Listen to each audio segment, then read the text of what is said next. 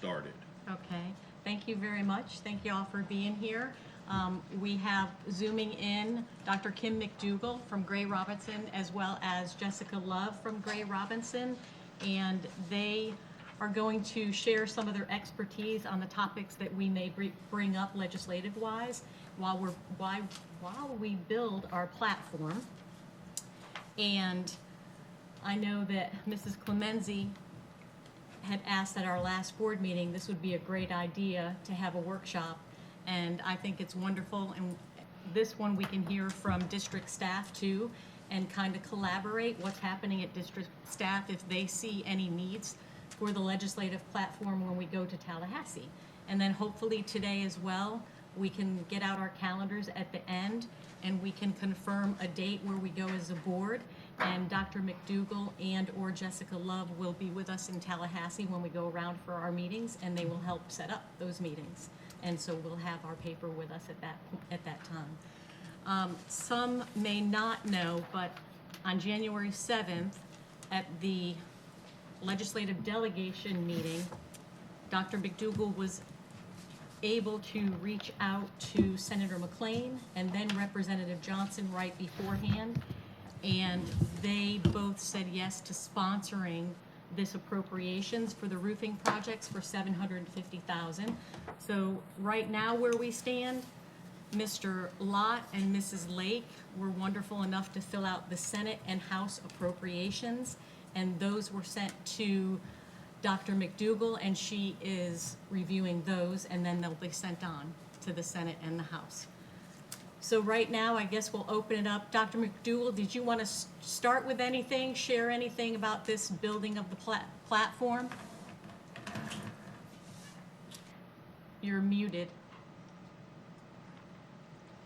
I give my best speeches muted. Good afternoon, everyone. Again, thank you for spending your time on your platform. As you know, it's important. So I always try to guide my school district clients in this manner. Number one, whatever's on your platform, make sure it's for the students. It's always, you guys are very good at focusing on what's best for your students. Number two, you have to think about the legislature of the bandwidth. This year, we know from Speaker Perez and President Albritton, it's going to be a tight budget year. But thankfully, think he had a great idea. We got the sponsors. So that's a member project. So that individual legislators get to sponsor appropriation projects. We know the governor and the House and the Senate want to have about the same size budget this year as they did last year. We know that we're losing all the federal dollars in the state budget. So it's going to be a very, very tight budget year. But I think your appropriation request, you got to have roofs that don't leak, right? It wasn't by your fault. And so I think they're always a little bit more sensitive to things that happen that was not in your control. And so you had further damage from the storms. So we'll absolutely work on that. And so when you're talking about policy, you may recall last year the legislature did a deregulation bill. And that deregulation bill was, the intent of it was to level the playing field between all the types of school choices. And what do I mean by that? Are there any regulations out there that perhaps inhibit you from doing what you want to do to the best serve your community? So a couple of issues that you may want to look at. Does school start times affect you? Is there anything you need for teacher certification? Should social workers be certified? What kind of things are in state law that were put in there in the 70s or later and just haven't been looked at that make good business sense for you and your students? All of that is up and open on the table again this year. There's also anything related to school safety. There was a school safety bill passed year. So they're going to go back. Sometimes when you pass a big bill, there's unintended consequences. So we want to make sure students are safe, but we also want to make sure that the school district's going to implement them with good fidelity and it's actually implementable, not with some challenges. So the good faith effort was there is by the legislature, but there'll probably be some changes to that. There's also the topic I've heard discussed quite a bit in the halls already early about how districts treat chronic absenteeism in their students. You can't teach students if they're not in the classroom.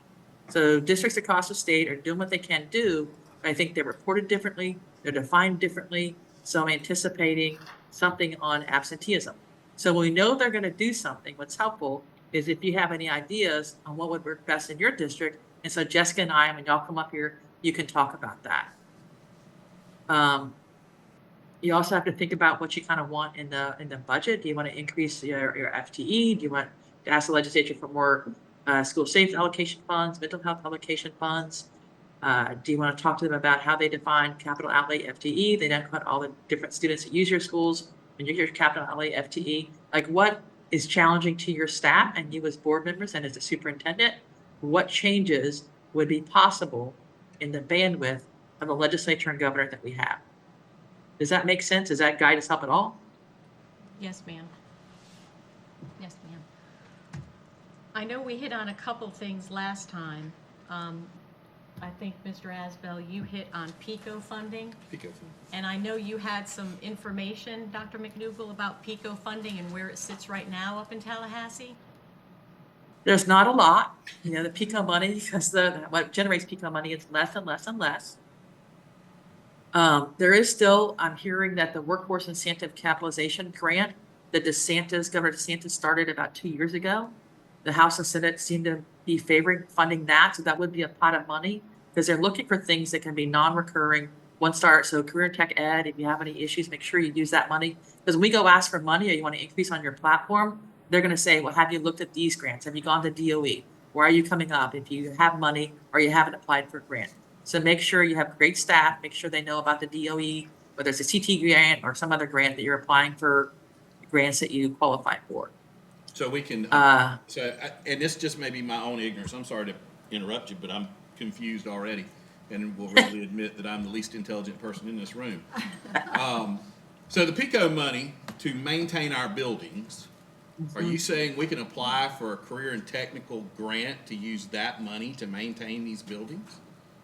Not to maintain them, but to start up. If you do automotive, if you do cybersecurity, robotics, they have startup grants for CTE programs. Okay, well, see, in Levy County, we have 3 relatively new schools, but we have a bunch of older schools.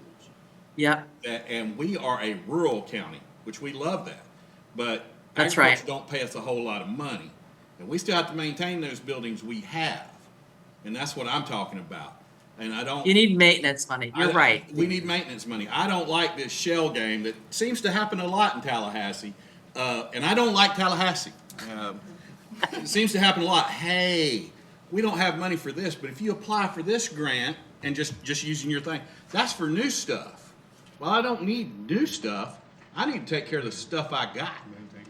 And for years, we were able to take the money from PICO and send it to charter schools and all this good stuff and leave us public schools hanging high and dry. And I have an issue with that.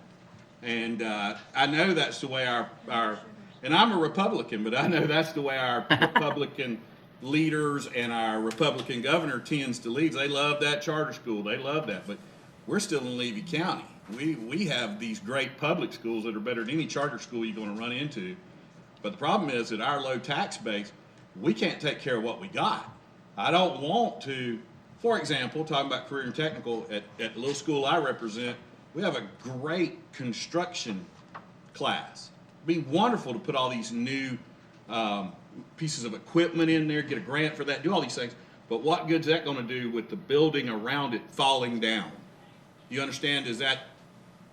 So I've talked with people at the legislature about something like this, and they look at you like you're crazy because they can't grasp the concept of an old building that you don't maintain, containing brand new stuff, and the brand new stuff get ruined because of the old building. Because there's some backwards thinking. We have to come up with a way to maintain these buildings, and we don't have the tax base. We used to have it with PICO money, but in the eternal knowledge that is in Tallahassee, again, dumbest guy in the room, but we don't maintain our buildings, but we'll sure help you get some money to put new stuff in that old building so it can fall down and get wet, and the bricks fall on it and ruin it. Do you understand? Is that? I know I understand exactly what you're saying. No, I understand. That's that mentality of let's apply for this grant for startup when what we really need is to maintain what we got. Yeah, and I don't think it's an either or. I think you go after every avenue, and you're right. This is my 36th session, so you're not harsh. Trust me, you're very kind, and you are very smart. So I would say this: if really if maintenance is an issue for you, you should put on your platform to increase maintenance funds to go to traditional public schools. That's totally fine to do that. And they're going to say, have you used all of your millage rate? Yes, you just don't generate enough. I remember I helped the former superintendent get funding for the special facilities district program to DOE to get your new school. I understand you're physically constrained, you can't generate, but you're not a Monroe. You're the opposite of Monroe County, right? You're in a 90% of paying for your students. So I think you need money for maintenance. I would say, yeah, and I would say how much do you need? What addition, you're getting X dollars for maintenance. You can't go hog wild because the state can't fund everything. But for your 2-year plan, what are your priorities over the next 2 years? How much money do you have and what is that gap? Do your gap analysis and say, hey, and then give them examples. So for every ask on your platform, there'll be a 1-pager behind it. The more details you are in your ask for some of them, the better off, because you have to help. They're on 5 or 6 different committees. They have hundreds of people coming for them. So we want to think for them and provide the information. So if y'all talk as a board, you adopt it as a platform, the superintendent, then you can say, hey, we want to put this issue on our platform. If that's what you need, that's okay.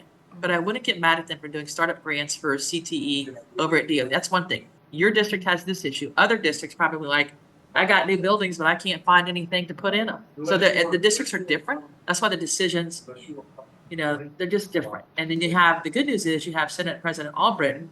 He's all into rural renaissance, right? He is focused on the rurals. And then Speaker Perez in the House is focused on the urbans. So, but President Albritton is very much about the rurals.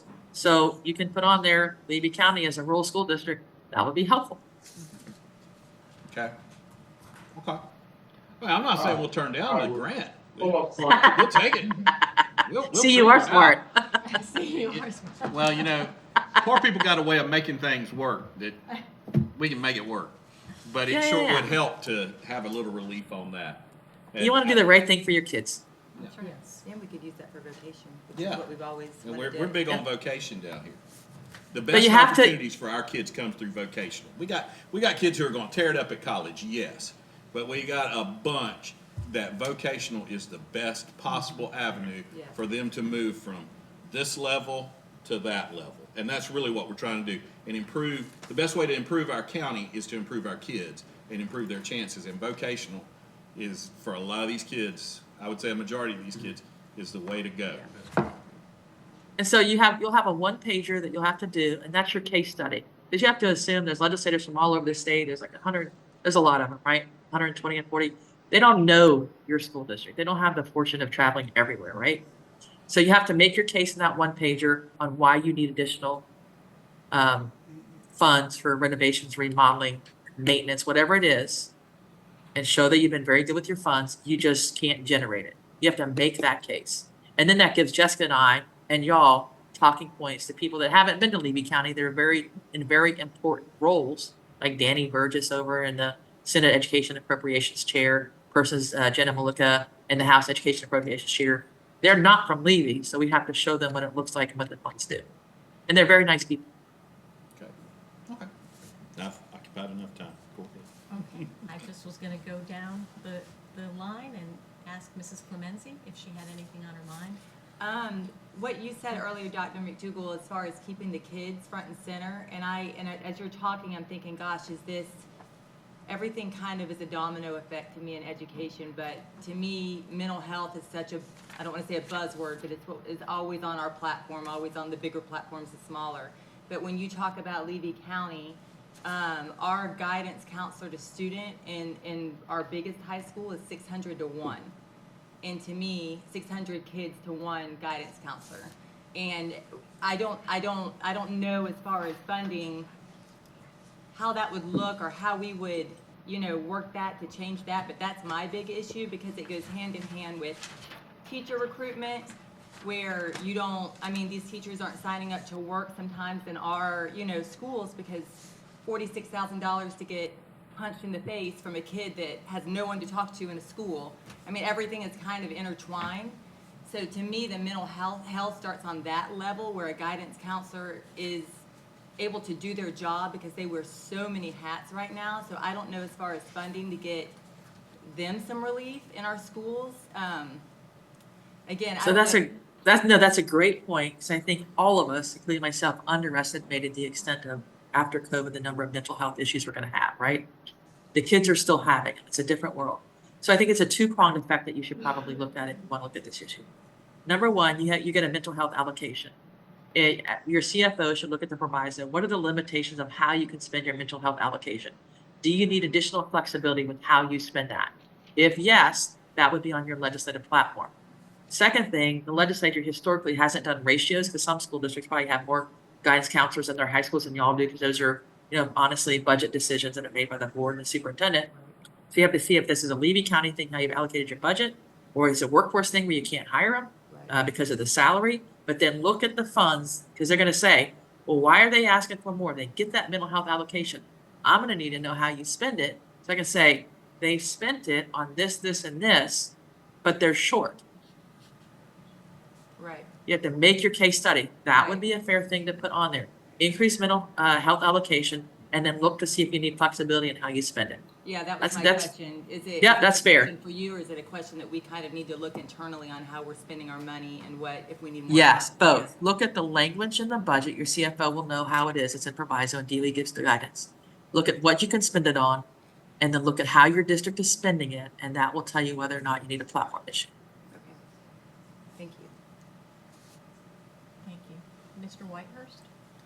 I don't have any specific asks, but I agree with what you said earlier, we gotta put the kids first.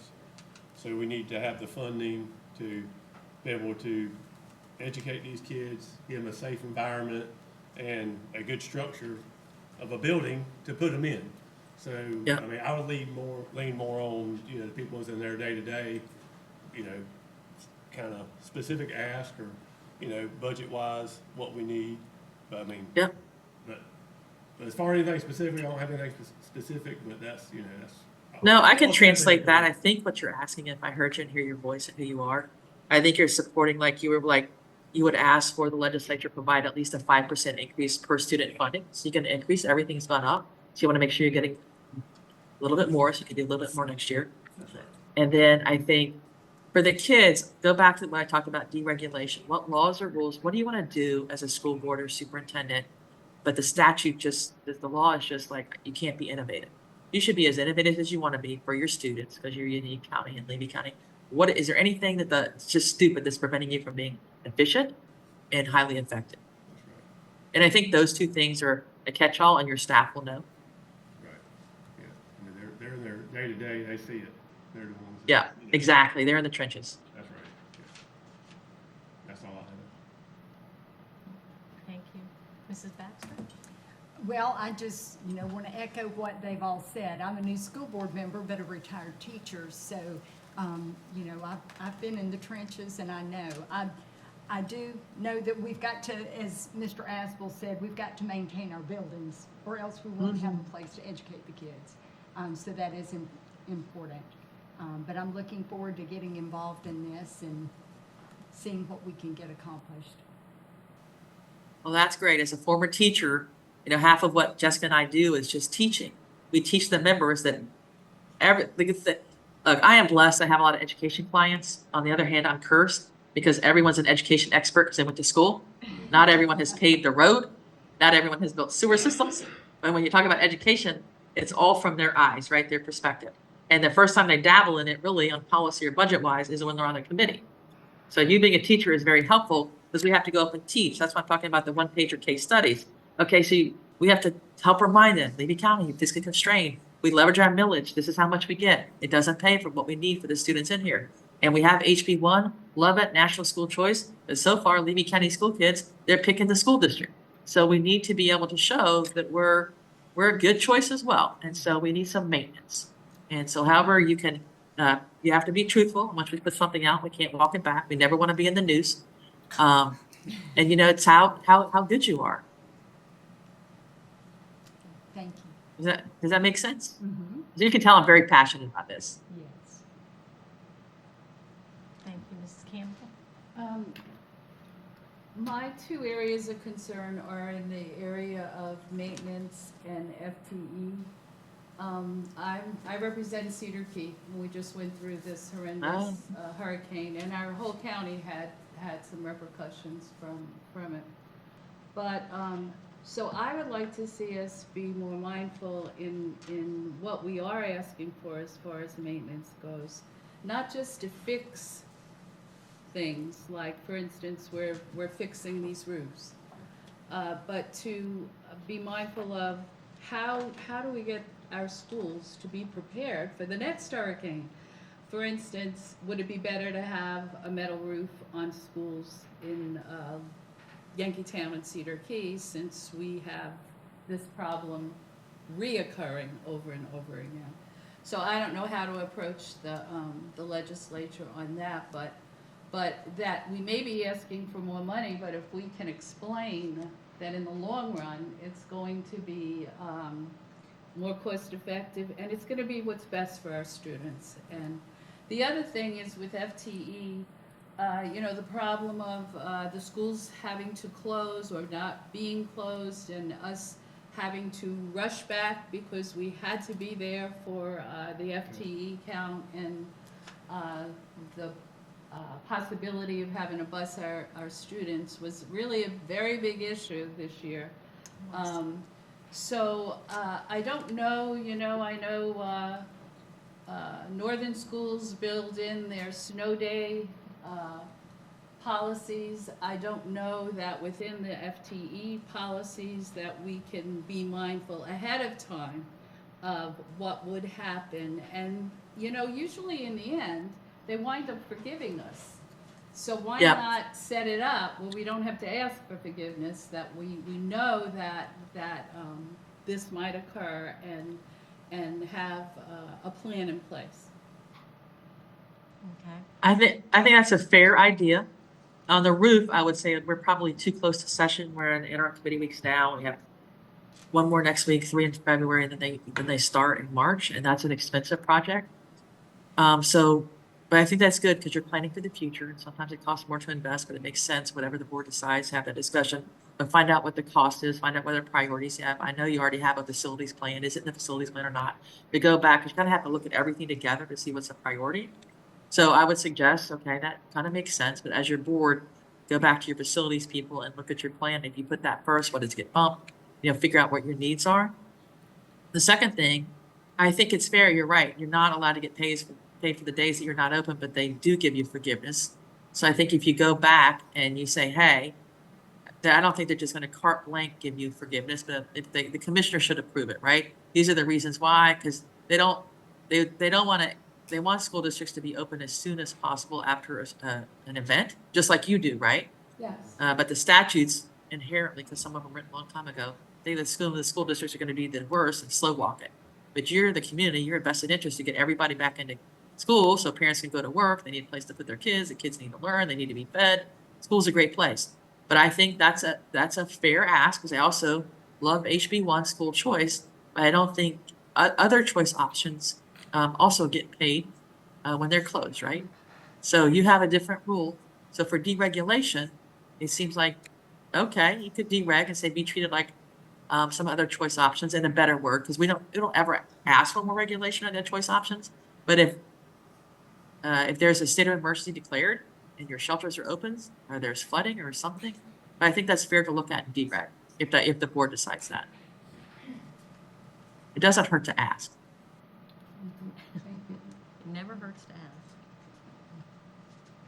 And I think even, yes, Mrs. Lewis? I was just gonna share that, if there's forgiveness in days that are lost, you're gonna see tonight that our data is affected by losing 7 days of school, so that would also need to be shifted to accountability measures and all that, so it opens up an even larger discussion. Very much so. Did that answer your question, Mrs. Campbell? Okay. I know, talking to district staff too, in getting this workshop together, I think Dr. Hanlon had a question about instruction, and to see how, if you knew of anything, how that's playing out, or if you've heard it from other districts for being on the legislative platform. So one of the biggest challenges in our schools is the required instruction that gets added on top of the core curriculum that they're delivering. When the required instruction is embedded into some of those core classes, it's a lot easier to deliver. However, there's a lot that is not and cannot be embedded, like some of the health education in grades 6 through 12, mandatory CPR in 9 and 11 are some examples. And I know that's a big problem. I know some of the deregulation last year helped with some of the reporting end of it, but it didn't help with the requirements of the delivery in the schools. And with limited time during the day and the accountability measures on all teachers and students in their core classes, it's really a struggle to find the time and what ends up happening is kids come out of other blocks of instruction, which then in turn sometimes penalizes the teacher and the student because they lose instruction in their core classes. So I'm not sure if anything is being said about that, but that is a huge, huge concern amongst our administrators and schools. I absolutely hear you. I've heard rumblings of it, not at the forefront, but rumblings. And it's really hard. So health education, it's already in law. And I'd say the country's in an obesity problem, as most people recognize. Then it's hard to then go back and take health education away. Well, the things that were required instruction, there were groups that came and got them required instruction. So there's a natural push to keep it. I'm not saying you're right or wrong. I understand it. CPR, what do you mean we're not teaching CPR? The people that got it in the law are going to have a heart attack when it comes out of the law. However, having said what you said, is there a way where you kind of keep everybody happy where there's ways you can embed it? Is there something in the middle, a compromise where neither side loves it, but they can both live with it? I think that's kind of the path for required instruction that I'm hearing around the halls. Things could change. If you're very, very much stuck on one issue, we can run it up the flagpole, kind of see where it is, but a lot of those, you get a lot of pushback. Does that make sense? It is Tallahassee, they are politicians. And would you vote against student health? Right, No, you wouldn't, as a board member. right. I don't think. So that's the reality of it, even though the day-to-day, what you're saying is I also honor that. I'm 100% you're right. I'm just trying to be realistic. Thank you.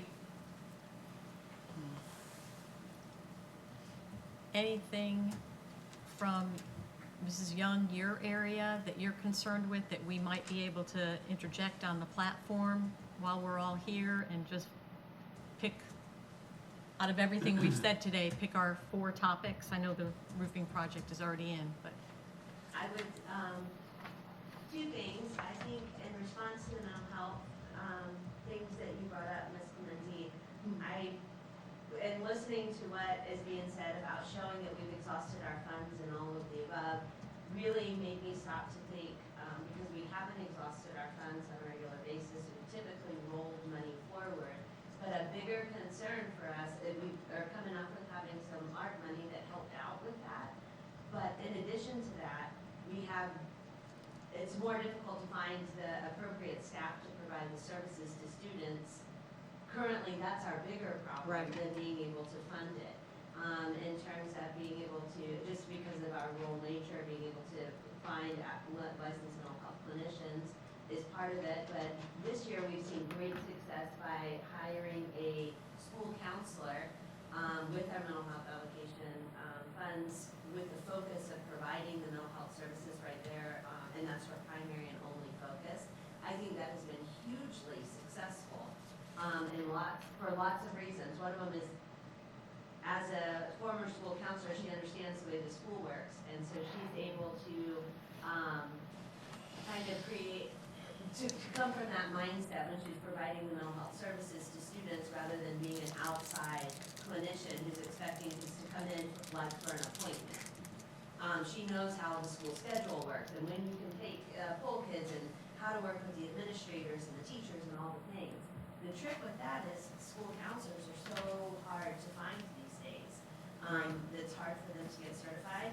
They require additional certification that they don't get compensated for because of the nature of their position. They're instructional staff, and so we have a hard time finding the people. So I would love to be able to mimic that in all of our schools and in all of our communities. The problem is finding the people first. Yeah, it all comes back to money.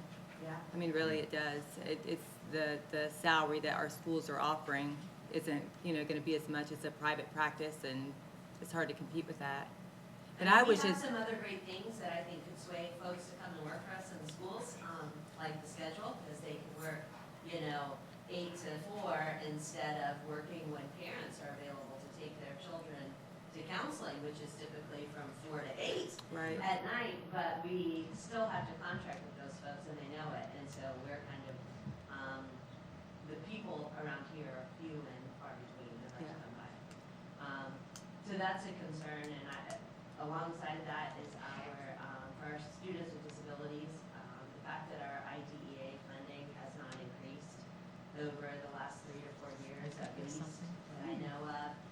Our funding has been stagnant. The needs of our students are ever increasing, not just in terms of number of students, but in severity. We have, just over the history of time, the students who've come into us at pre-K level, for example, what was a severe student or a child with a pretty severe disability 10 years ago is usually not even identified anymore at this point. They're coming in, that's how most of them are coming Right. in now, and our students that are coming in with delays are severely delayed, and most of our classrooms have multiple students who are coming in who are nonverbal and not speaking yet, not toilet trained yet. Many of them aren't even feeding themselves yet, and that is multiple students in multiple classrooms at multiple schools, where it used to be one kid a year kind of thing. And funding has not increased with that, and it costs a lot of money to support those students in terms of staff and that are with them all the time, and then our other professionals that come along with that, like our speech language pathologists, occupational therapists, physical therapists. The cost of hiring those folks are astronomical. Vision teachers for our students with visual impairments. We are contracting those services out at an incredibly high dollar. The interpreter for a student who is deaf or hearing, we have to pay a person to be with her all day to translate everything or interpret everything for her, and she makes more than a teacher. So how do we fund that based on FTE, and the matrix of funding, matrix of services doesn't necessarily allocate for that. Like increasing the group too. We can increase the group. There are students. But asking the state to increase the group, those coming in through the group two, which is like ESOL, ESC, I can't remember who else in the group two funding, but increasing that group two funding. Oh, that, Was that FTE. here? Yeah, the weighted, Weighted funding, yeah. You're increasing a weighted, that would then increase the funding, right? Yes. Can I ask a question? I think sorry to interrupt, but going to the DREG bill, like guidance counselors and social workers, do they really need to be certified teachers? They can have training embedded when they go to get their bachelor's to incorporate some of how to work with students. They're not necessarily teachers. They're providing services in schools. And you have to know about education, but you don't need pedagogy, right? So why are guidance counselors and social workers, what if they weren't categorized as instructional staff? Those are the kinds of things. Like why are they, right? So why are they? Right. Is that something that if that wasn't the case, that would be better? Can you use your mental health allocation funds for bonuses? They give them 5,000, 10,000 to move here, they move here, they stay another 2 years, they get another 5,000. Like, can you use the funds like that? That's the kind of things, like what are the kind of things that can actually help solve your problems? But I would look at why are they instructional staff? If it's a barrier and if it's a challenge, let's work on fixing it. Yeah, and get, Social yeah, workers, I a agree huge with that. one. We, Yes. historically in the district had 2 social workers, and when one of us left us to move to another position, that has been vacant for 5, Years. 6, 7 years. Years. And we've been with one because Right. we can't find a person who's a social worker who also has or school certification Right. to be a school social worker, but they're social worker. Yeah. So I think is it 10, 12 that has all the personnel stuff? Make sure that the state doesn't define both of those as instructional staff. If they do, then maybe we can make a recommendation in the DREG bill that take them out of there.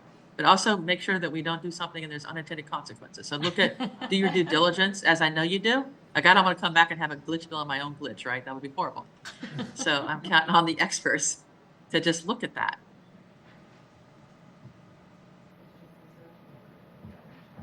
So it would be guidance counselors, social workers, that we could put into that verbiage, if that's what we wanted? School counselors, I mean, I would love to have a school counselor at all of our schools, each one of our schools. I feel like it's much needed. I mean, all of our expulsion hearings that we have, there's such a glaring need for more Even help if- at our school. If- For the even if a kids couple of them and for the, shared one, yeah, you know, right, if it was- right. Is mental health built into the safety funding at all? Because, No. you know, Separate, she said. Is it the social safety funding workers, is a somebody big on the area threat now. assessment team? And we've proven that mental health is the most important part of that. Yes, we do need the resource officers, yes, we do need that, but we need mental health. And I feel like somehow or other, that funding should be increased to meet that need. We overspend it as it is to Oh. be able to support the SROs. Currently, the SROs, it's about 200,000 additional. Right. I can't remember over what that fund, what that actual allocation generates, because by law, we have to use that money for either an internal Right. SRO type program, or we have to use it to contract So we out. need to ask We for need to more. increase There We we need go. to ask for more, Right. and our state is saying that it's the top priority, Yeah. well, they have to Help to us stand with that. behind that. Yeah. Absolutely, that money comes from the general fund that could be otherwise used for some of these supplemental positions or negotiations, frankly. Right, Mhm. there we go, there's the answer. How much do y'all pay? Do y'all have a 50-50 split with your share? No, Well, Sheriff? I thought it was 50/50. It's county I mean, commission. It's not proven, but I. Is it close to 50-50? I've been asked that question 5 times just walking the halls this week. That's, So obviously they're looking at it. that's kind of hard to answer, but There's reality in on paper. yes. It's like everything, there's reality in on paper. That's my life. I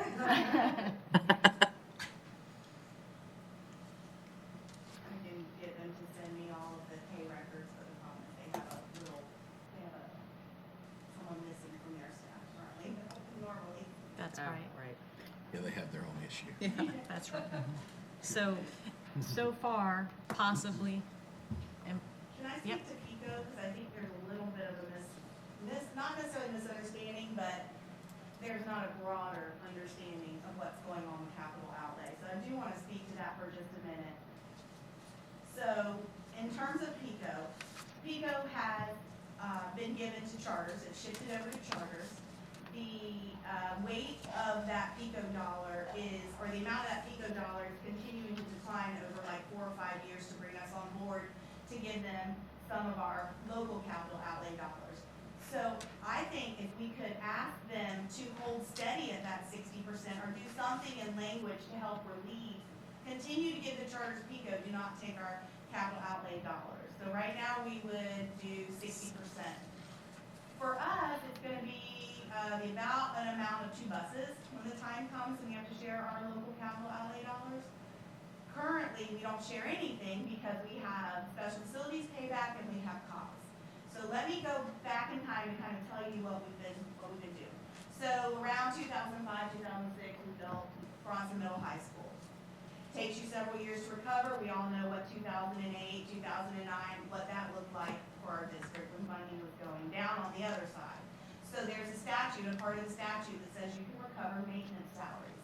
Now you can recover bus driver salaries. So then we move in, which we do. Then we move into 16, 17. That was the final year of building Williston Middle High School. So we spent 3 years building Williston Middle High School. We had to use reserve funding for day-to-day operations. Then we had 3 years of payback. During that time, at some point, repayment used to be either $0.25 mil or $1 mil. Now it's $1.5 mil, which is the totality of what we get. Used to be $2 mil. So now we finished building Chiefland Middle High School. So we finished Williston 16, 17. We started that project in, I think, 2019, and we were heavily reliant on day-to-day operations coming from the sale of Bronson Middle High School because we had not rebuilt our fund balance in capital. So now we're moving along. We just finished Chiefland Middle High School, 23, 24 roughly, and we have one more payback next year of about $2.2 million, and we have costs, which are our certificates of participation, is a debt service.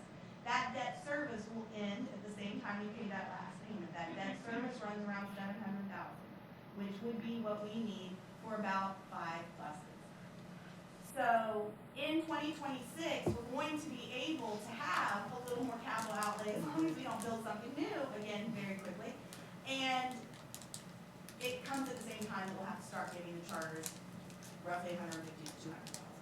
So I don't know, that's a relatively new language in the statute. They're probably not willing to change that. But PICO dollars, we've been crunched, not because we didn't have sufficient PICO dollars, but because we made a decision as a district to spend those monies in a different way. Thankfully, I work alongside Breezy that can stretch things out. But we're going to have to get back in the business of shifting those capital outlay dollars to maintenance to be able to do some of the things that you're talking about you're seeing. We just haven't been in a position to do that. So again, our last payment of 2.2 is next year. Capital COPS will end next year. We receive about 4.5 million. It's how we can spend that money is governed by statute, by language in the statute. I think it's flexible enough. We haven't had any issues spending it. We just haven't had it to spend. And we are also going to be refunding a bond. Here, we call it the bond, racetrack bond gets called every 10 years. When it gets called, some of those monies could be used to purchase buses, which is also another big stressor on our capital outlay. We like to get 5 new buses at minimum a year. We haven't been able to do that, especially during Williston Middle High School building. But we would love to get to a point where we could do 10, because that's really the rotation we should have.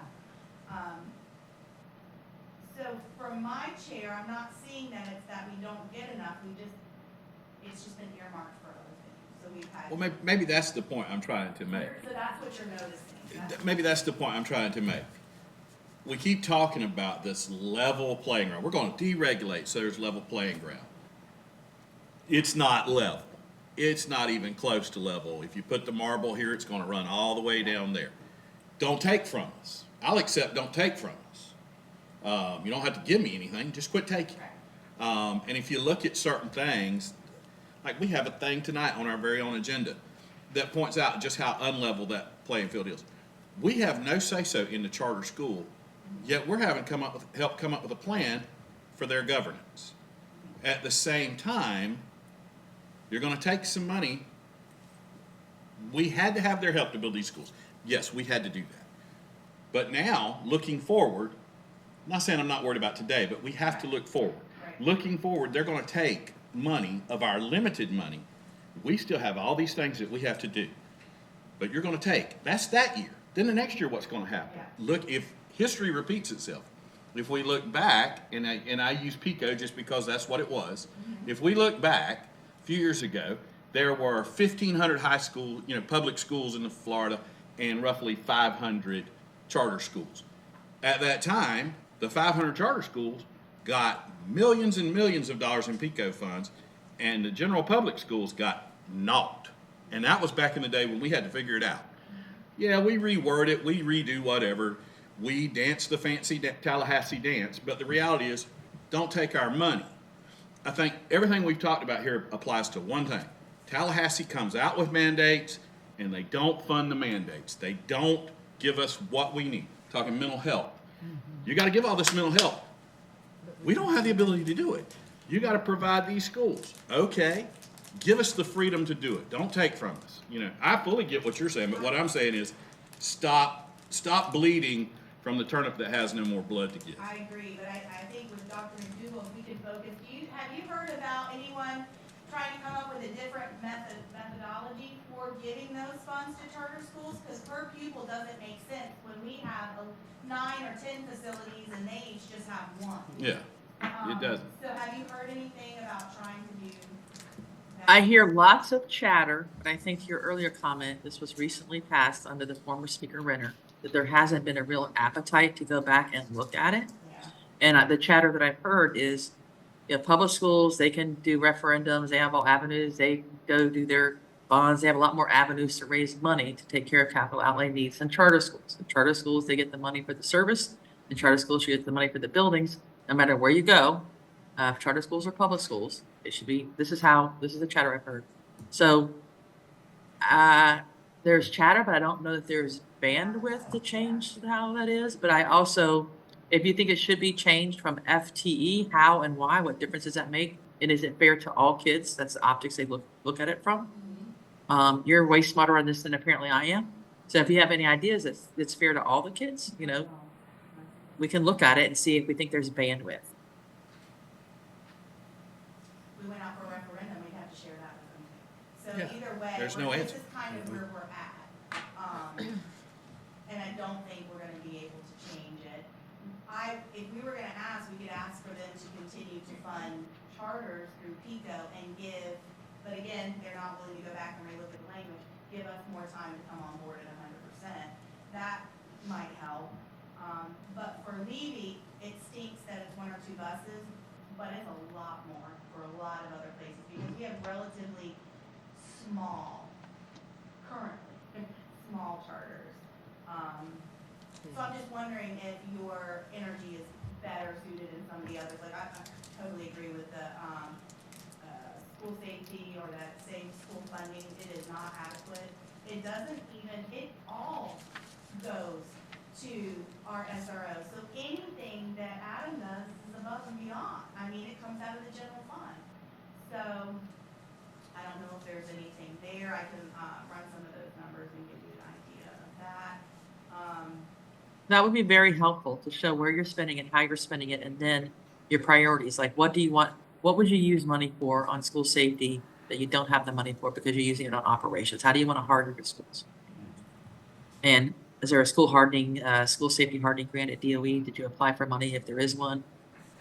Really, we just need relief. We need relief in our general fund to open up some of that cash for other means, like we just named, hiring more guidance counselors. Those all come from the general fund, and when you're using it for other priorities, you Yep. can do that. So Dr. McDougall, is there, you said there's chatter about, like you said, there was this mandate for us to have SROs in our school, and then we're having to, foot the bill. Is there talk of maybe the state covering that bill for us if this is such a huge?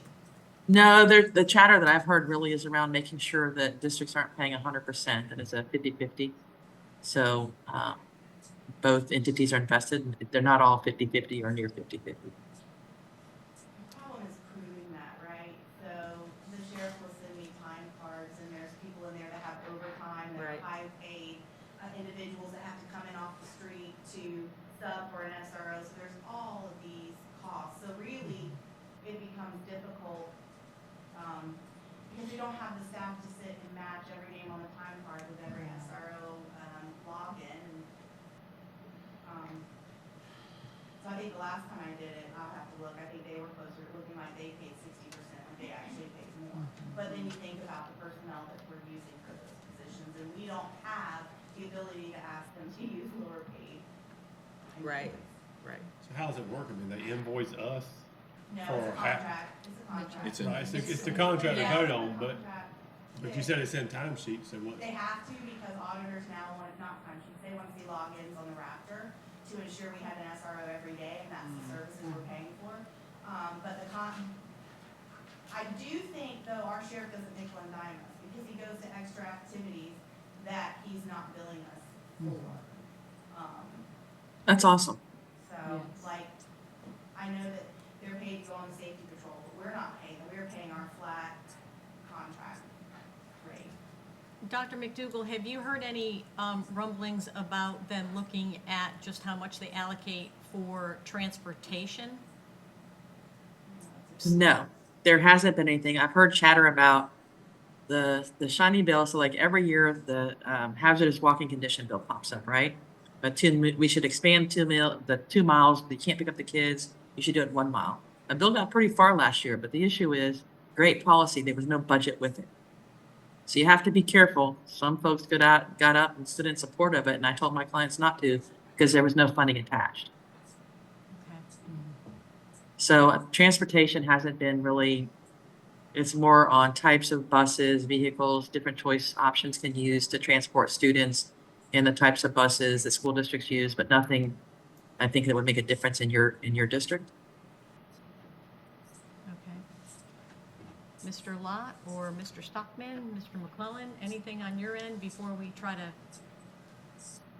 maybe pick some topics and get a one-pager? Projects would be number one for me. I'll tell you, it's embarrassing when I am sitting in emergency management and I get a call that the roof is leaking in the special needs facility from the Department of Health. I'll just say, that's embarrassing. Happened at the last 2 storms. The roof at the cafeteria is leaking, and we have special needs patients in the cafeteria.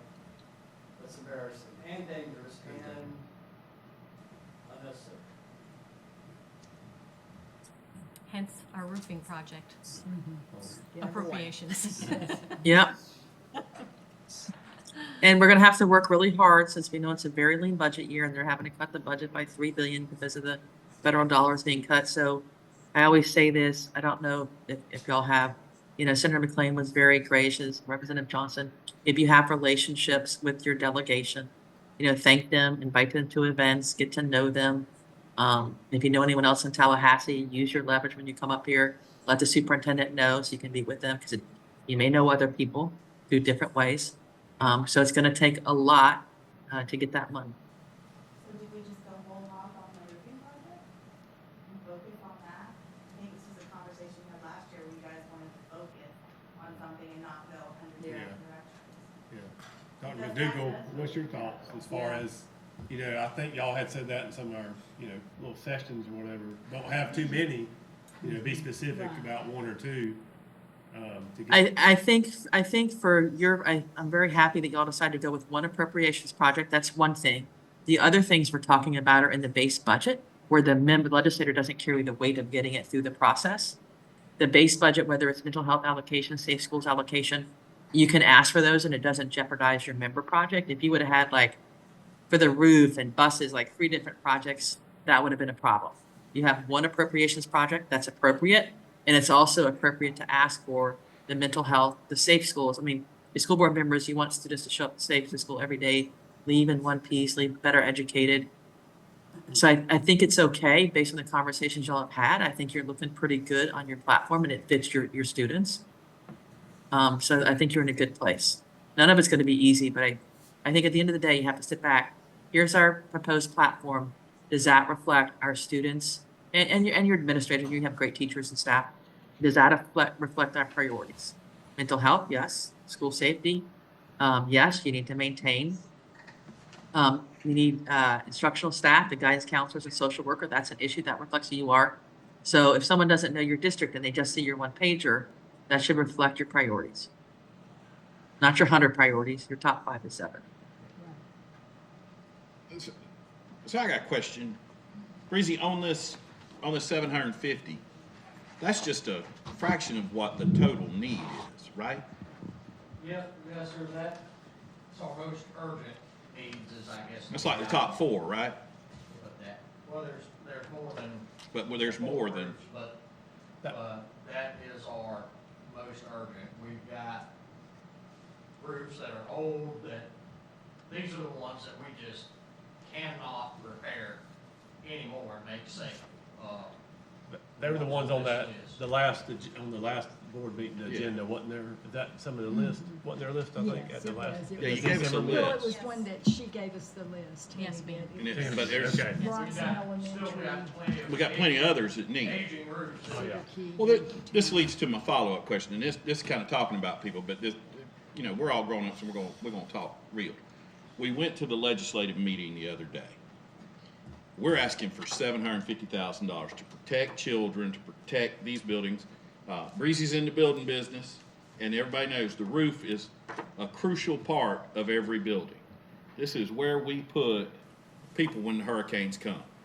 Now, if you were at that meeting the other day, you kind of saw the way the thing works. Education was the last one to really get up and talk. Going to jail came before going to school, if you paid attention. I noticed these things. But our county commission got up, they asked for $500,000 for a generator. For a generator so that they can turn on the Make Money building. I'm saying, I don't think we're asking for enough to protect kids. when it's spread out. And I know that sounds crazy, but I think we ought to ask for more to fund it. Worst case scenario, they give us $750. But if we ask for $1.5 million, you might get $1.5 million. You'll go in and ask for what you want. The bond refunding has very limited, narrow scope on how you can use it. So trying to balance and ensure that we use that bond refunding money quickly because it gets called into use. It's not smart to let it sit. So work with Breezy to try to balance both of those. So when you have almost $3 million coming in, roughly, you've got very narrow ways to spend it. And one of those would be roofs only because they last lifetime of 30 years. And you're looking for something that's a long-term Another expenditure. caveat, as I see it, to getting too much at one time, we got to spend it within a certain amount of time. Yes. And with our schools in sessions, adjusting Lunsford Act, and trying to Backlog. make that thing work before you got to give it back. Then they won't say, well, you ain't getting it again. There's a lot of. Well, every idea I've had's been bad, but don't be ashamed to say Cameron Asbell will ask. Your idea. Okay? I'm gonna sit here quiet the rest of the night because, well, I just look at it going, we need to get it. I'd much rather have the problem of I've got too much money to fix all these problems than I don't have it. But And if- we got this problem. And like John said, we're sitting in the middle of a hurricane and it's leaking on us. Well, dadgummit, it sure would have been nice to have that money. It sure would have been nice to fix this, but we couldn't. And that's the difference between out here in the private world and Well, we had some this. in-depth discussions at our operational meeting about being able, because we had a lot of heartache last year with closing the schools, no summer school, to be able to perform the roofing projects. And we can only do so Yeah. much of that in a summer. And it's like everything else you talked about, with the state mandates, they don't factor in all that. But I think, Dr. McDougall, what you said earlier, and I'm all for going for $1.5 million, but my thought is what you said earlier, if we put $1.5 million on those appropriation documents, are they gonna look at it and go, yeah, we're not going that high with our budget this year, but if they see appropriations come through at 750, they're gonna be like, okay, we'll take a gander at this, that might be something that we can afford That's right. this year. That's right. You have a You don't chance. have So to sticker shock. Sticker the House, because of the House rules, to even get it into the budget to profit for budget conference, you have to be in one or the other chamber, right? So the House has a rule that you have to have at least 50% in their first budget. So 750, half of that, you have a chance because the budget chairman, Jenna Persons Milaka, is going to get her budget. She's probably going to have $100 million ask through her budget, and she's going to get like a little $10 million. And those are just the real numbers of how it plays out. As much as you need, think about everybody else across the state.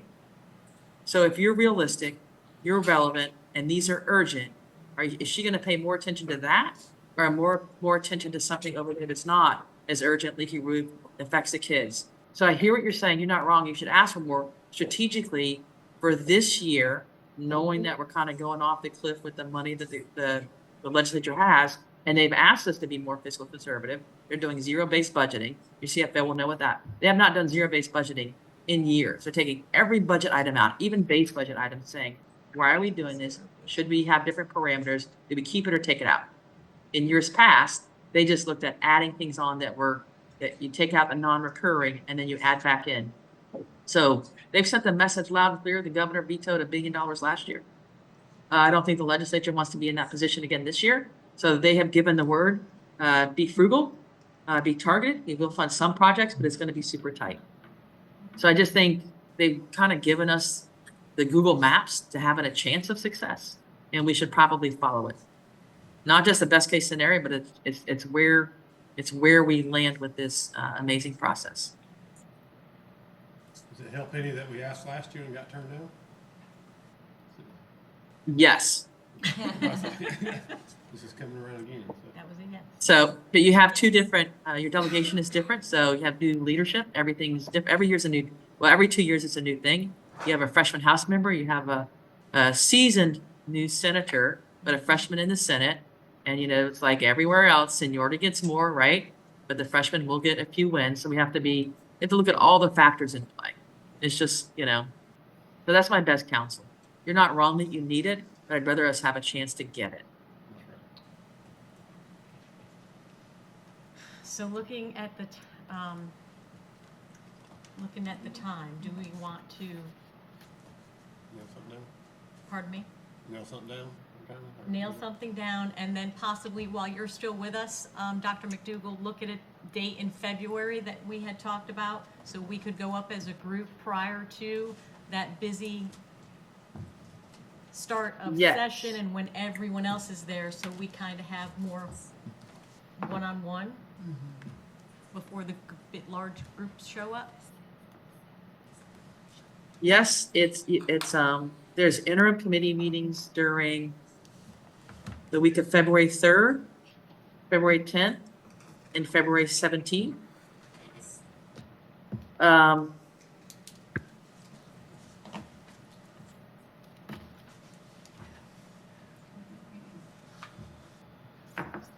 You might want to consider doing the week of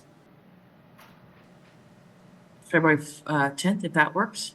But whatever works for you. They travel on Mondays, they leave on Fridays. So really, if you can travel up on a Tuesday, you can come early, walk the halls for the day. But it's better to have like a Tuesday afternoon, Wednesday morning, because members have committee meetings, so you can't get everything you need in a day, even if you have to stay or the superintendent stays.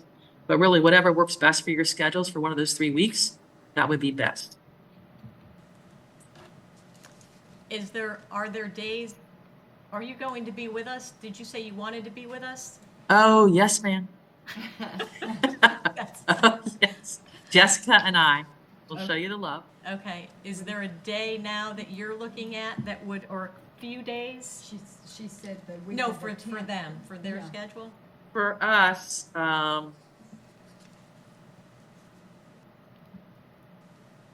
Where's Jessica? February 11th and 12th. Jessica, are those okay for you? We have a board We have a board meeting on. Oh, you have a board meeting? Yes. I say, and I have 3 other clients in town that week for legislative days. What about the 18th and 19th?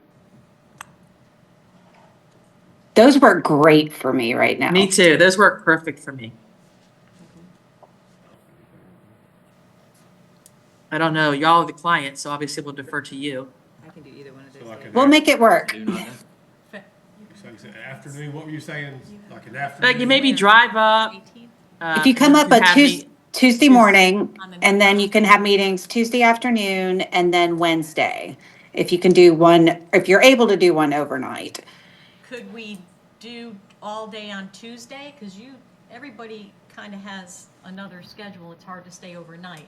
Could we fit It's that all, many? yes, and so there's committee meetings. So if you come up all day on Tuesday and they happen to have all the education appropriation, education committees, there's nothing we can do to get you a meeting because of their committee schedule. So we try to break it up over 2 days. Jessica and I are going to meet with these folks additionally, in addition to you meeting with them. But superintendent, if you can stay, you pick a day, and then if we can get somebody to stay with us if they want the next day. It's just because you're just dependent on their committee schedule. Okay, so we can figure it out calendar. So the 18th and 19th, however you want to split yourselves up, is we will work with you. And it's a lot of hurry up and wait. You have a meeting, your next meeting starts in an hour, you go to the cafe, we are on their schedule, not ours. I know. But we make all the meeting requests and we'll go with you. Okay. Okay. All right. Let's stay in. We'll stay on it, and I guess from here, unless we want to pick the 3, do we need Dr. McDougall or Ms. Love any further? Any other? If y'all pick the 3, then you get a draft platform and your draft 1-pagers. Jessica and I are happy to review them. Okay. Any other questions for them in the Zoom? Thank you. All right. Appreciate it. Thank you for. Thank you for inviting us. I really appreciate you, and Thank I you still know very who the much. smartest man is in the room. Who it is? Thank you so much. Have a wonderful All right. evening. You too. Bye, everyone. Bye-bye. probably a lot. He's smartest fella I know. I think we need to make a TikTok of the leaky roof dripping on special needs children and blast it to get attention in Not Tallahassee. TikTok, that's gonna be over Friday. Instagram. I know. Yeah, I think Friday. If that's what it takes to get Shutting it attention. down. Mr. Chair, what would you like? TikTok's your, only oh. Top three to be with your board? So what do y'all want the top three to be? Well, did we put on there about the roof? Roofing. Or The roof is number one. The roof stuff even, is, okay, The so we roof do is- put it on there even though we have appropriate, okay. Yes, sir. That's why I was just a little Yes. confused about that's that. number one. I know, Okay. thank you for asking that, because I was wondering, But yeah, also somewhat, we still leave it on there. So number two, we talked about, we could you know, put something and make a one-pager about increasing maintenance funds and do our bullet points as why we want to increase those maintenance funds. And then we could look at allocations and more money for school safety or mental health. Those were really the top things that came out. you think it might be putting roofing and maintenance as the top two? What do you think that's, I'm just asking, it's kind of the same, I mean, I don't know. Yeah, I I'm think that's talking the out same loud. thing. Somewhat same category. I say we don't jump know. down in this school safety and the Yeah. mental Yeah, health. me too. Yeah. I think so. Because, well, number one, if the money we're getting for school safety right now all goes to the sheriff's department, we still have work to do. I know, I You know, didn't we're realize. having to take that out. And then, I think mental health is a major problem Yeah. everywhere. And And for our and whatever that district. wording is to where, you know, we can get a counselor, it doesn't have to be a certified teacher. Yeah.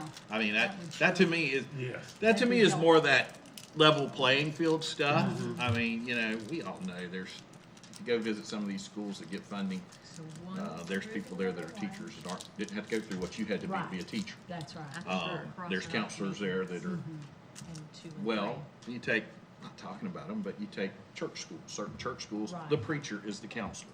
It- Right. And which is fine, you know, somebody needs to be there to talk to the kids, and I think we need to have that ability, you know, whatever that wording is. The flip side of that, since you mentioned that, Mr. Asbell, the charter schools don't have school counselors. There you go. They don't have a lot of the They stuff. don't have to have a school counselor.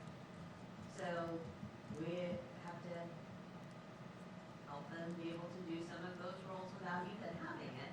So that's one more example of how what the charter schools don't have to do. It's not a level playing field at No, all. it sure isn't.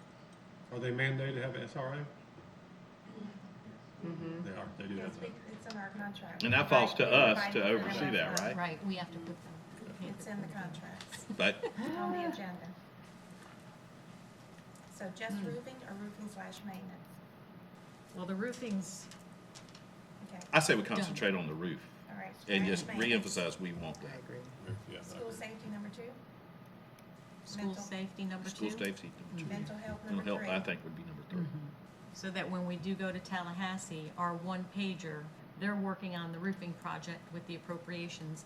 And then our one pager can combine, or two one pagers, I guess, front, back, make it simple. Mental They health say and no more school one page, so safety. yeah. They like one page. Something easy to read. Easy to I read. think we should have, if we can, specific ask with it, you know, like in that one page, just, Marcy, you know, a salary, or put verbiage in there, open it up to even therapists if we can't afford a school, you know what I mean? Just, Yeah. not Yep. just put mental health. Right, the numbers You in know Lee what I mean? County, Oh, one well, per 600, you know what I'm saying? Yeah. You know, let's Yeah. put some real, These are for bonuses. yeah, I think Right, there's some bonuses. real statistics and, yeah, money, you know, Make numbers that show the need. that's right. Get a little more Make specific. statistics that show the need. And then Mrs. Lake could put a part in that of what you know financial-wise about, About mental health. All mental health. I know, but we need- I mean, she Yeah. can change that budget. And then About But school on, safety, on though. school safety, I can give Adam the numbers, but really Adam needs to speak to school safety, but I Yeah. can give him. the numbers. The number. Yes, ma'am. Yes, ma'am. I still think we ought to ask for more money on the roofs. You'll never convince me otherwise. It's, Well, because I'm they're saying, not turned in yet, so if you as a well, I'm saying board- if you, yeah, and want just, to I just increase picked it. 1.5 million because that's twice. But, and I get what Kim McDougal is saying, okay? And Breezy. But, And Breezy said it and too, Breezy. there's only so I much, a understand. limited Well, amount of time. Let me put it a somebody different calls. way. if you go ask for 1.5 million, well, we can't give you that. We can give you 750. If you come in here asking for 750, we can't give you that. We can give you 500. We need 750. I But they reckon I'm did talking say more 1.5, negotiations. right? I mean, there's some of that. They may I mean, go, I see I'm either way. 1.5, they're crazy. Well, I was like on you, but then when she said the tight year, I'm like, 1.5 mine might be a little bit more. but to your point, which just hit me, and that she said and you said, we asked last year, And they told us and they no. told us no. So they, Our situation has gotten worse. so that increasing, just the quick increasing that amount like you said, the roofs they ain't got may better. look at it and go, oh geez, well, we turned them down, but let's give them 800,000 instead of the 1.5, because we turned them down. Is there a And way I to think set like adding a, in there about the hurricane, that how much And what that, Mr. Lott yeah, said. yes. Yeah. Okay, but how much realistically can we do, I guess, in the summertime? Is that what you're saying? All this work has to be done? Well, it's just because you can't. Right, do a roof. I understand with kids on Right, campus. with I mean, I'm just being real, so how many contractors and how many, It depends, we had,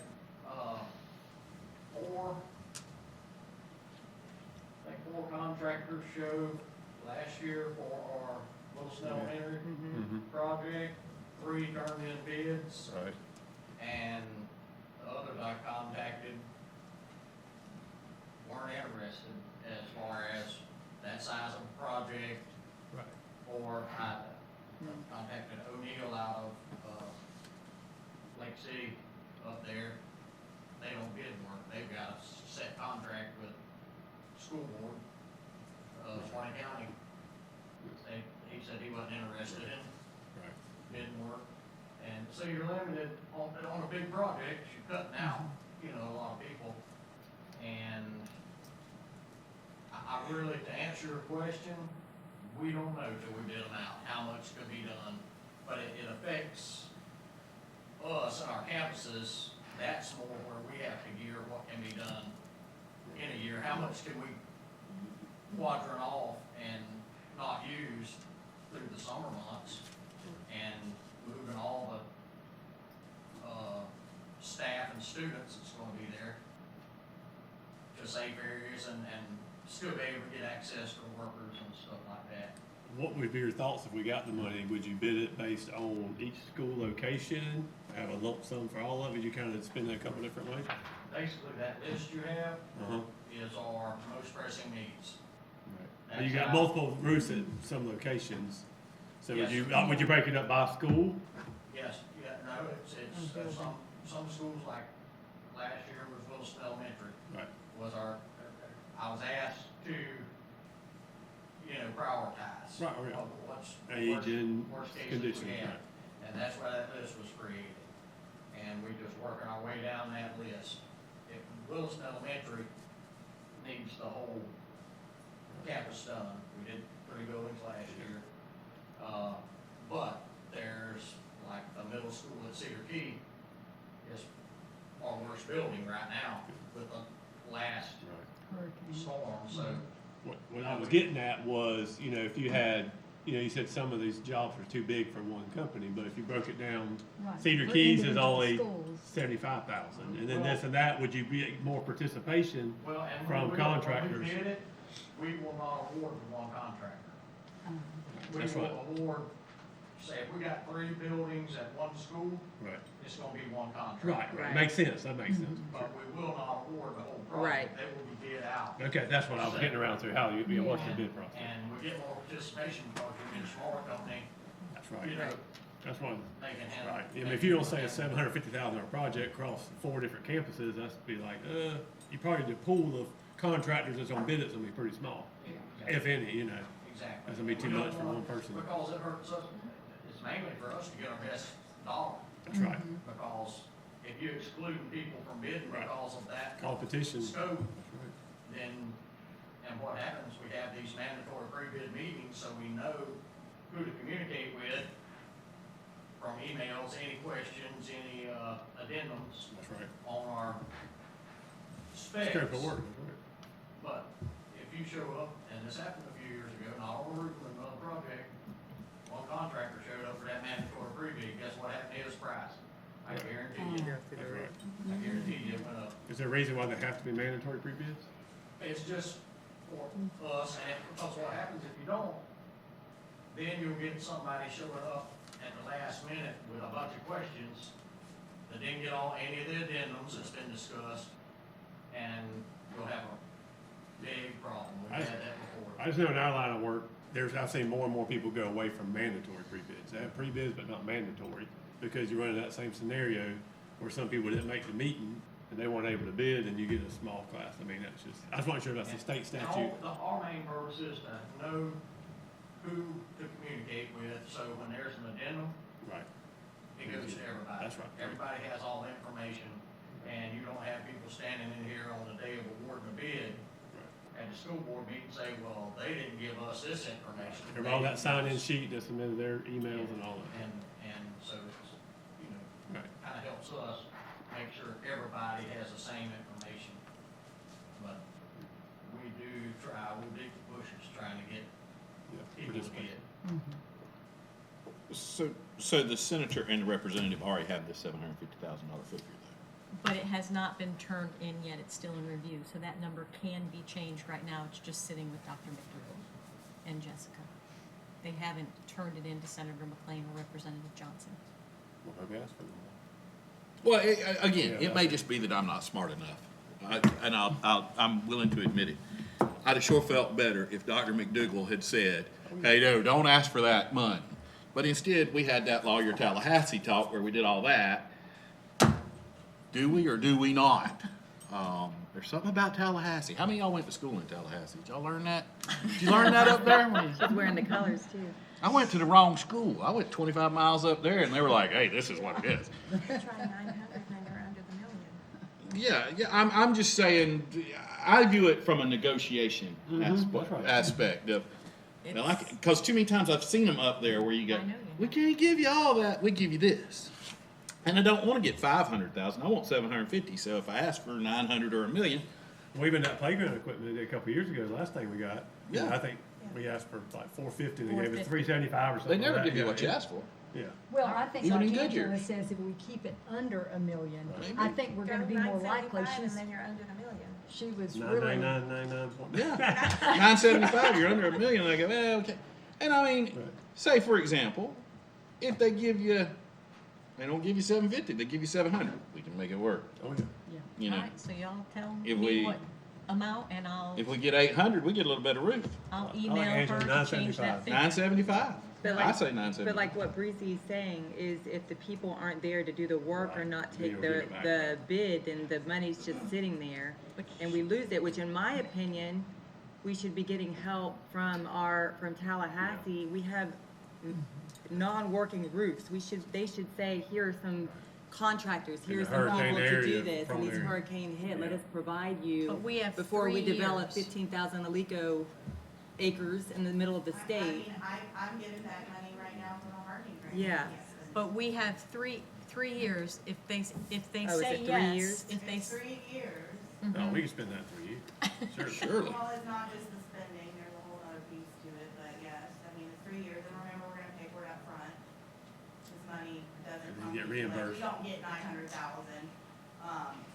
We have to, go through this process of drawing it down and approving the expenditures and setting the different award amounts, but, I mean, So do you think we should stick to 750? I really am not, either way, doesn't. What you think, I don't have Breezy? an opinion. What's your opinion? Yes, sir. Well, I understand where Mr. Aspel is coming from, and I can really appreciate the trying to get what we can. I'm not against it. I just knew just that $1 million was a figure I had heard that we ought to stay under. I just, you know, What can we get done? What can we get done? With money, I mean, in the time allotted. that's basically would be to add another project, another roof or two. You know, if we on the same campus, this is just,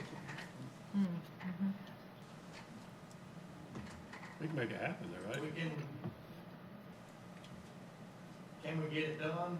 I mean, I think it has to be done based on the condition of it. I mean, I don't think we have a choice. You'll know that at the bid process, you know. Right.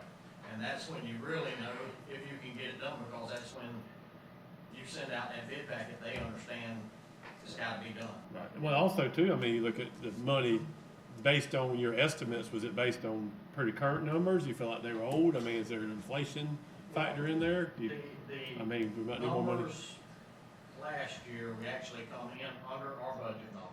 Okay.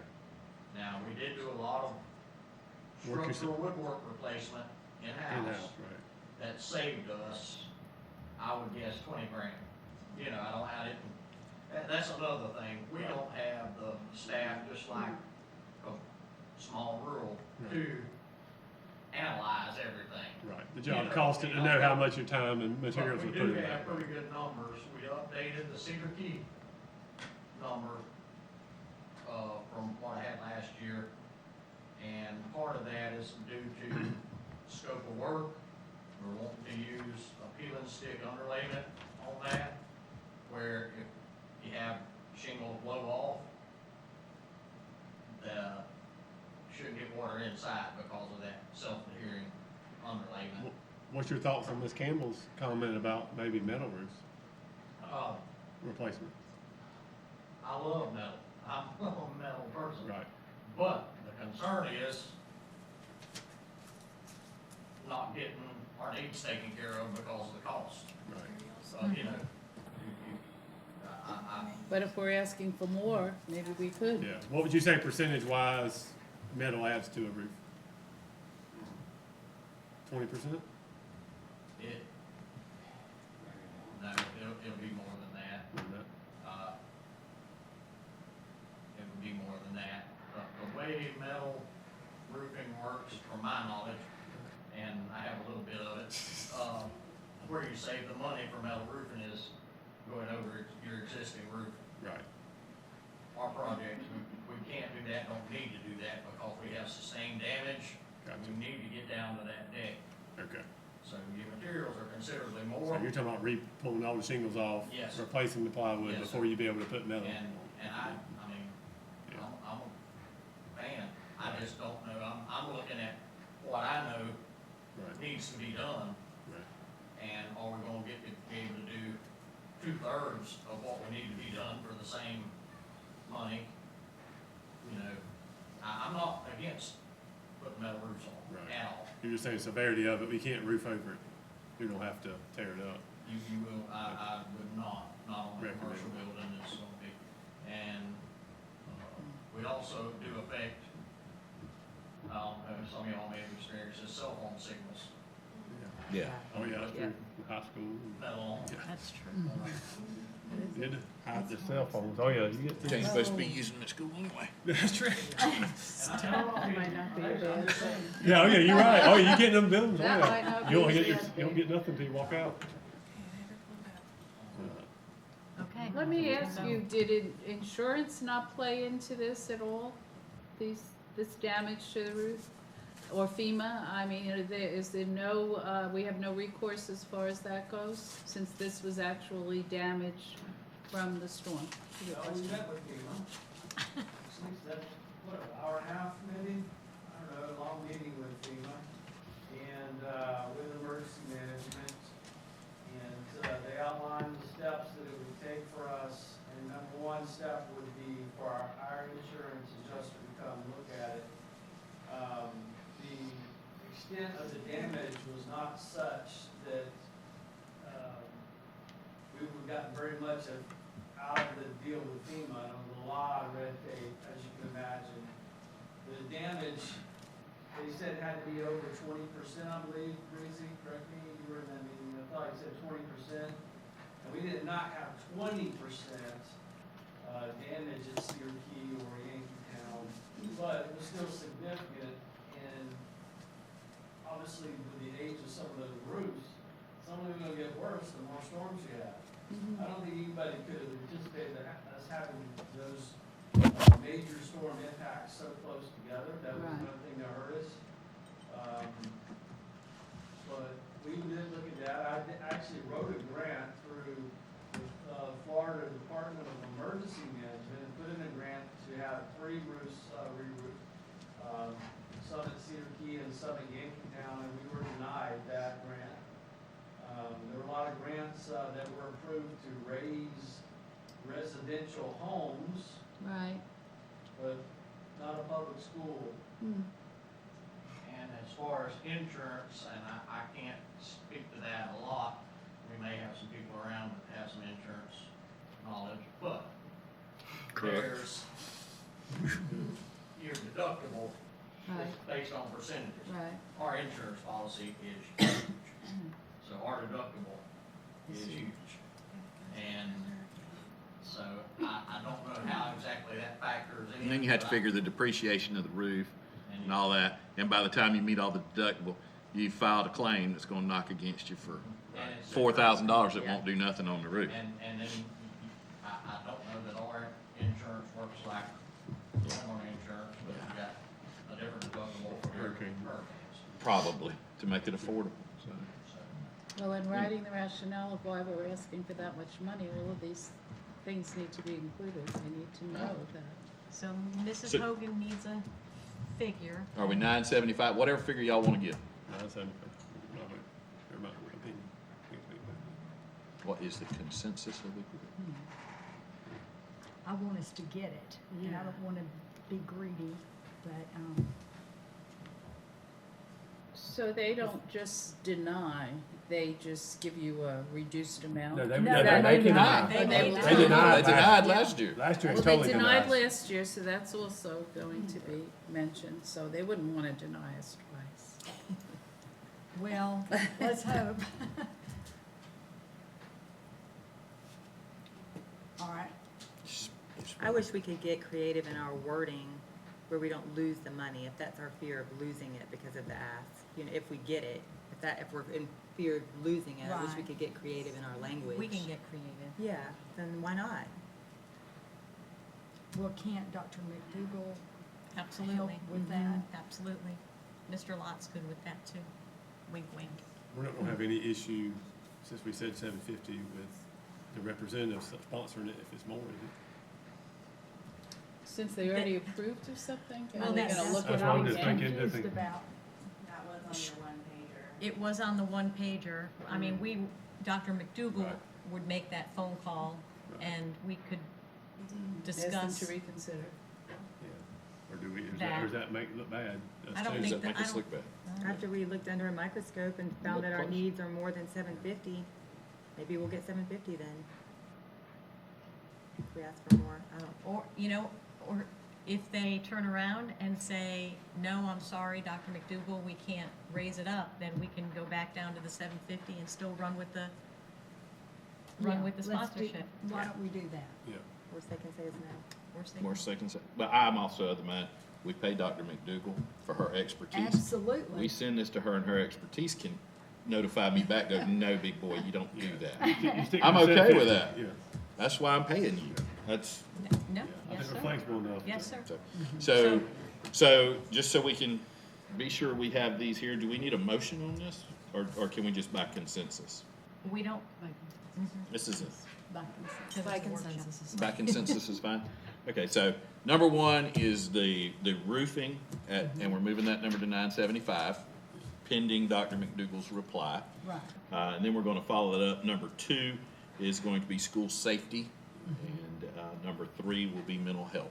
Yeah, Yes. we'll draft some And they're more going- specific Can stuff. school and- safety and mental health not be Yeah, she said together? it was, didn't she say it was Since separate? we're talking, oh, did you say that they can't? Separate. They're two separate allocations, but I guess I gotta get a feeling what we're asking for. Yeah, I what's think, our- Are we asking for? Well, yeah, right. What we want to Safety, say. what's Well, our ask? within school safety / mental health, but also the third item, mental health also.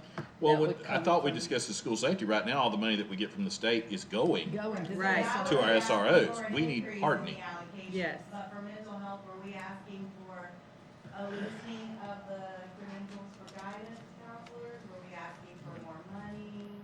All the above. Both. Requirements of the plan, so the plan's pretty specific, like what staff we can hire and how we can utilize those. Right, well, based on kind of what I was hearing, we need to be able to, they don't have to have a teaching certificate, we Right. need that. Right. And then also the ability to use the funds to bring them in, more funds, or at least the ability to use them differently. So more of a deregulation. The more deregulation where, Have one deregulation I think- added on there. was it you that said we could give them somebody said give them a bonus to come here and then in 3 or 4 more years and stuff, We would have to negotiate it, but yes. you know, and That might. allow us to be more creative. Right, that might be a perk that would bring some in.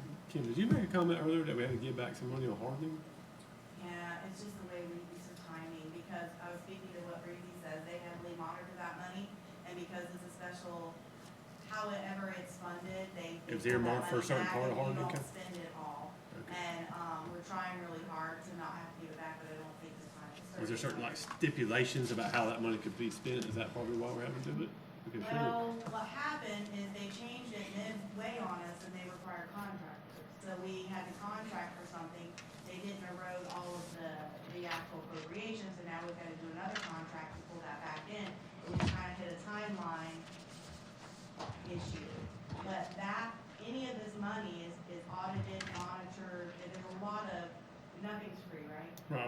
There's a lot that goes A on lot of on the red back tape, end. right. And he knows because Pico, they'll start to want to call back your Pico back in the day when they had it, so the reason has to rush out and spend it. Because by nature, the school districts are, we want to keep the money, we want to make sure it's, but they want you to spend it. we're trying to save somewhat for a rainy day. Right.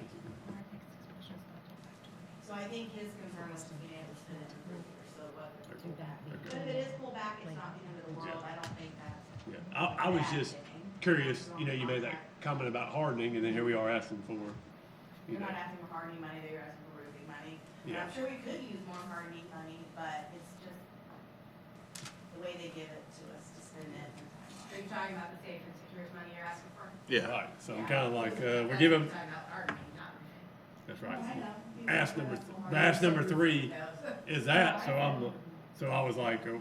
we were asking for something, but then we also, We also over give here back, had to give yeah. money back, and like Yeah, that. Kim They're had not the said. same, they're not the same. Okay, I just didn't wanna be like, cause I think she made a comment and said, don't be asked for something, and then they find out you had to give some money back. So Maybe let me that's ask, is this the Just curious. only time that we get to ask the legislature for? Yeah. I mean, do we have Until next other year. opportunity till next year? You can't talk to them about other things? You can, but I mean, Talk to them. Oh, you won't make but an this is the impression? time to budget and all that The stuff. reason I'm saying this is because besides things that cost money, like what Jamie was talking about the required instruction, is a huge issue and is affecting a lot of what's going on in our county, you know, as far as trying to live up to what we're expected to Standards. live up to. And I don't know, I mean, we're not gonna be asking them, well, indirectly, it might have something to do with money, but I think we need to let them know that this is a big issue.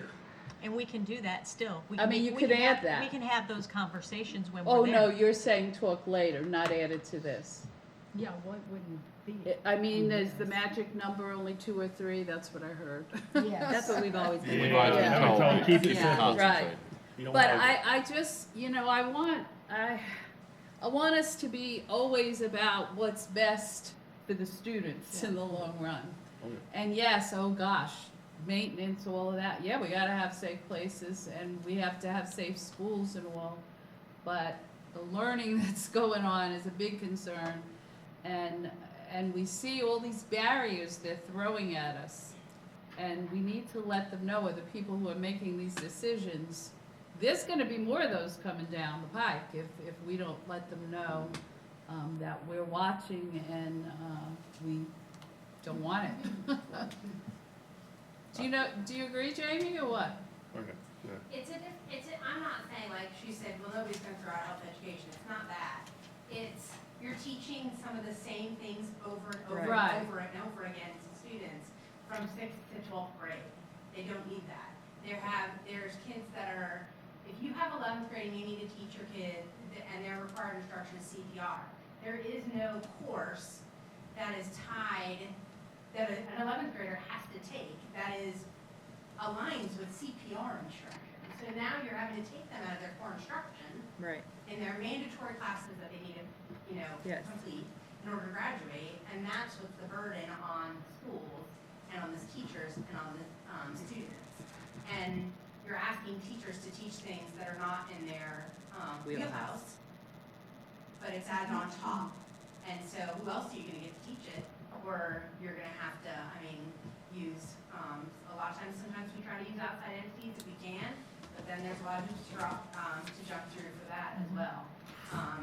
It's just a scheduling nightmare, it's a burden to the schools, it's a burden to, the teachers and the students, I believe. And that's what I hear, when we talk required instruction, help me on that, it is not a popular conversation because it's so cumbersome to figure out how to get it into there. So, Their regular instruction. so I don't think it would hurt to add that as a number 4 and talk to them. I also think we are at an advantage for the first time in many, many, many, many years. Two We- new people. Well, the dude that is our representative lives in our county. Yeah, right. He has children that went He through our knows school names. system. He knows where we live. He knows. We know where he lives. We know where he lives. I have no problem calling the man and going, look, this is our issue, boom. True. But that's just our one guy, we have others. But Right. I think that comes to a point because, yeah. And Do I think that 5 hours of use of mental health instruction is needed for students in secondary settings? Absolutely. It's needed.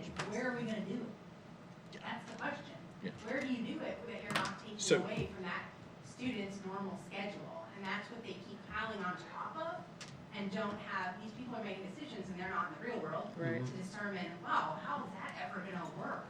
I think that's the frustration within our school. While they raise the expectation for all of those other activities. Right. Okay, so, because Right. we got to close this out, but I'm going to ask this question. So let's add this as number 4. Would Dr. Hanlon and you mind working on that together? Because you have tremendous knowledge on it, and you are passionate about it. To put that together and give us a one-pager with some bullet points on it, and that way we can close this out. That will be our 4, and we'll adjourn this thing and go into take a few minute break and then go to an executive session if that's okay. Works? Okay, I have roofing projects, school safety, mental health, and required instruction. Yes, ma'am. We will adjourn this. And